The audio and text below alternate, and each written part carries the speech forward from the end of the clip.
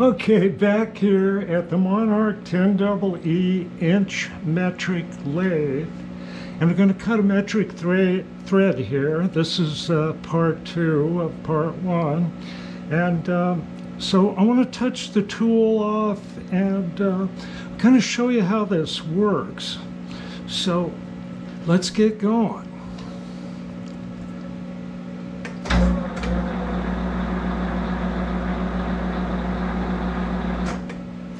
Oh, I'm going to put some ink on it real quick. Go the other way here.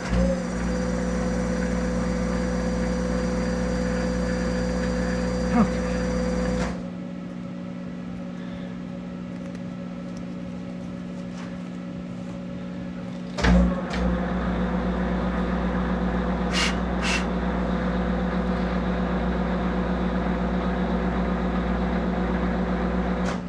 Okay, and touch the tool off. And the way these dials work here, you back this off, and there's a knob here you turn in. You feel the spot where it goes all the way in. And you lock this little lock right here, and you can bring it up and it stops. Then you loosen the lock again, and then the dial stays near 0, and you touch the work.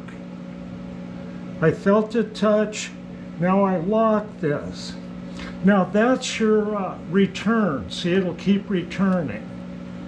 Okay, back we go.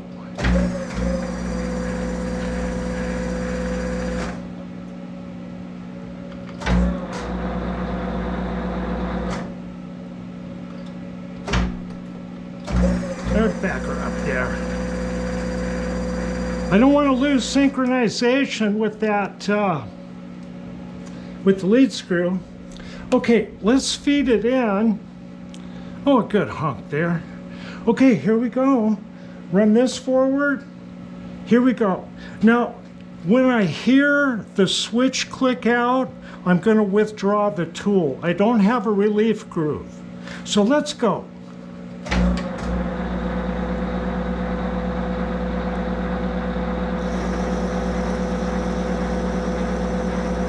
Listen for the switch.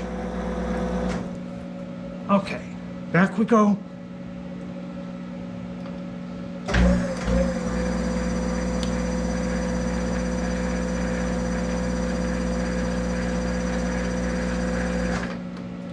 Okay, feed it in a little more here.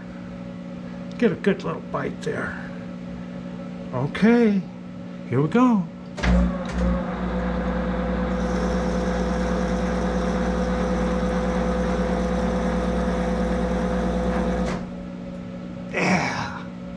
Okay, now we go back.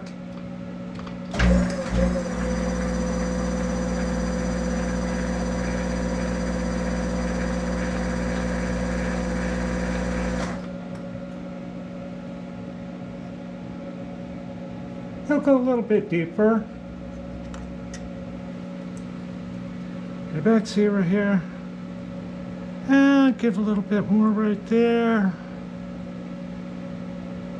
And I'll just give a little bit on just like that. That's all you need to do. And here we go.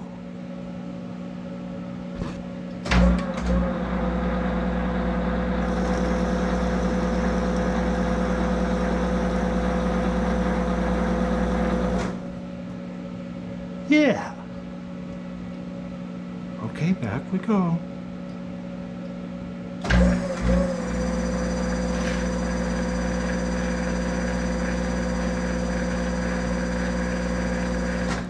Now, one of the things you can do is here is feeding in at an angle.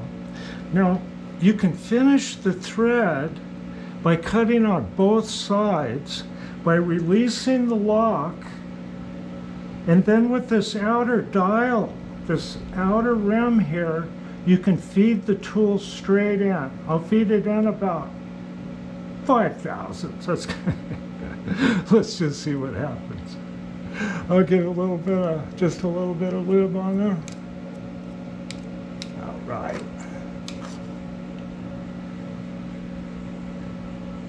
Okay. lock, good. Here we go.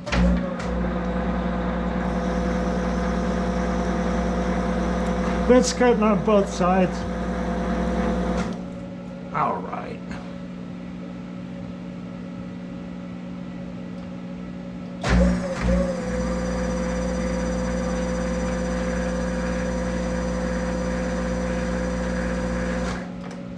That's kind of fun. I'll do it one more time.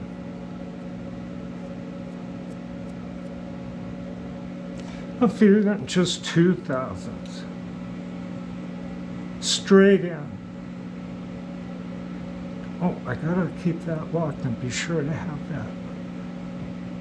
Gotta remember every little thing. Okay, I'm just gonna feed it in 2. Right there. Okay.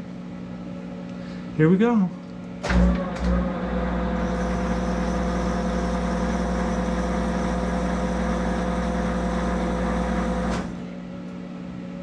And that's all there is to it.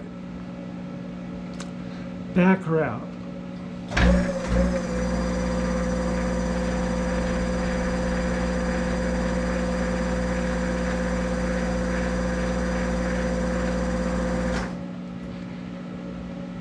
The way this works is with the dynamic brake on the machine. There's no disconnect at all with the lead screw and the spindle. It's a dynamic brake that stops that. So we can run that back. I'm kind of curious to see how close to 0 after that many passes that this thing stayed at. I'll go ahead and run that in and take another 2/1000ths cut.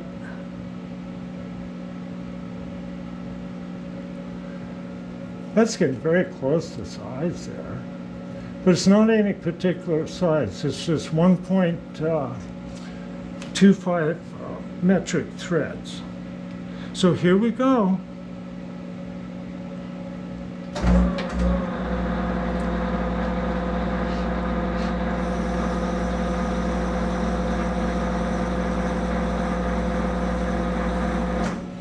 Okay.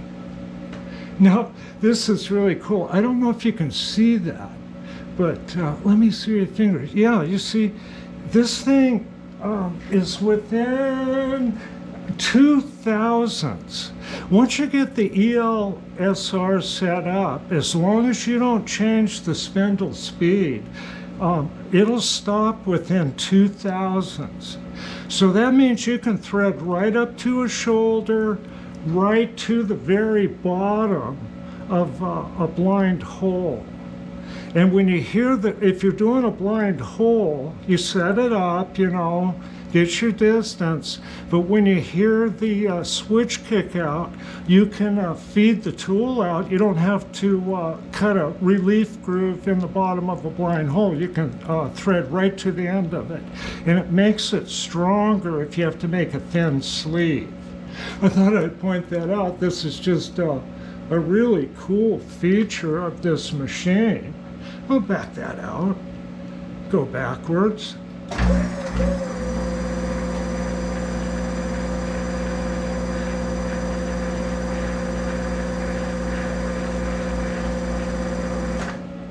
You can say, it's amazing.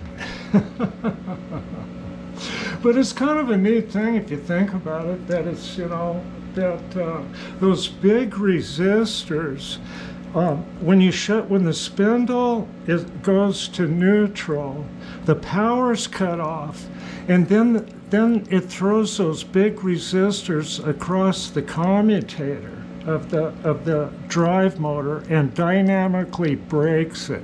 So the motor turns into a generator and brakes to a stop. And it'll stop within 2/1000ths every time. So that's kind of the benefit of one of these drives. So I thought I'd point that out. Nice performing machine for, you know, 1983. And it's still, you know, these things are still up and going. Okay, well, thanks for looking at this. I got a bunch of other stuff I got to get back to. Okay, bye for now.